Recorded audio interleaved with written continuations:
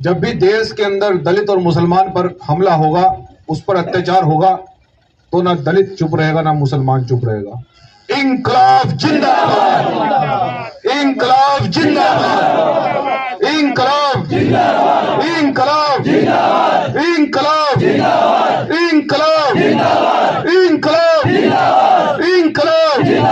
भारतीय संविधान जिंदाबाद, भारतीय संविधान जिंदाबाद, भारतीय संविधान जिंदाबाद, भारतीय संविधान जिंदाबाद, भारतीय संविधान जिंदाबाद। तुम कितने दलित और मुसलमान को मारोगे? घर घर से बच्चा बच्चा संविधान लेकर इंकलाब का नारा लेकर निकलेगा।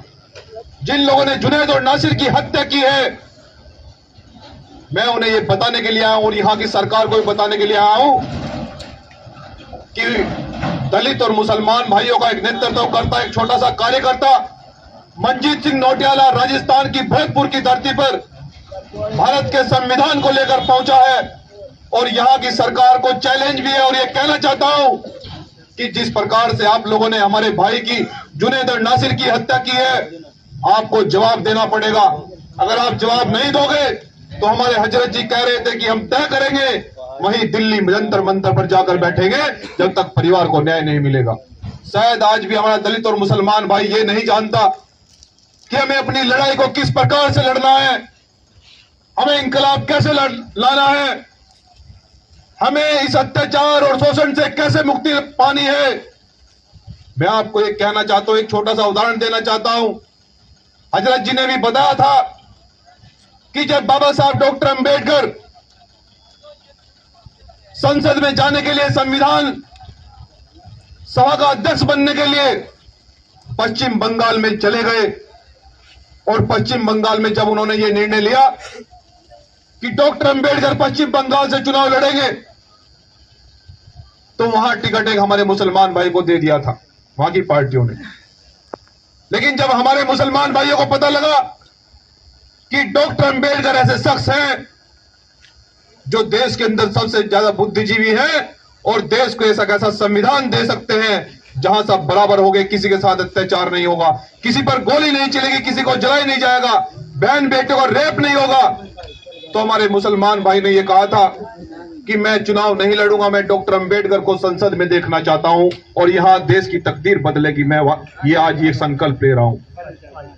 तो ये कर्ज आप मुसलमान भाइयों, जो बाबा साहब डॉक्टर अंबेडकर पे आप लोगों ने चढ़ाया था, उसी कर्ज को उतारने के लिए बाबा साहब का एक छोटा सा सिपाही मंजीत सिंह नौटियाला आपके बीच में आया है। क्योंकि जब बाबा साहब ने संविधान लिखकर तैयार कर दिया, उसके बाद की जिम्मेदारी हमारी है कि देखते हैं दलित और मुसलमान पर देश के अंदर कौन अत्याचार करेगा, कौन उनको सताएगा। तो सम्मानित साथियों, यह लड़ाई अधिकारों की है, यह लड़ाई जुल्म को खत्म करने की है। कितने नासिर मारेंगे वो लोग कितने जुनैद की हत्या करेंगे जब तक आप लोग घर से नहीं निकलोगे। बलि, सम्मानित साथियों, मैं कहना चाहता हूं, बलि बकरे की दी जाती है, शेर की नहीं दी जाती। और आप लोग सब शेर हैं, शेर बनना है आपको। बाबा साहब डॉक्टर अंबेडकर यही कह गए कि मेरे बहुजन समाज के लोगों, जब तक तुम शिक्षा ग्रहण नहीं करोगे, जब तक तुम मेहनत से नहीं पढ़ोगे, ये तुम्हें अत्याचार करते रहेंगे, तुम्हारे साथ शोषण करते रहेंगे, जब तक समाज से डीएम और कलेक्टर बनकर नहीं निकलेंगे, ये तुम्हें सताते रहेंगे, जब तक तुम हुकूमत अपने पक्ष की नहीं बनाओगे, ये तुम्हें सताते रहेंगे। इसलिए आज भीम आर्मी का छोटा सा सिपाही आपके बीच में ये आह्वान करने के लिए आया है, ये बताने के लिए आया है कि मुसलमान भाइयों, जहां राजस्थान में आपका पसीना गिरेगा, वहां मंजीत सिंह नौटियाल आपकी कौम के लिए खून देने का काम करेगा।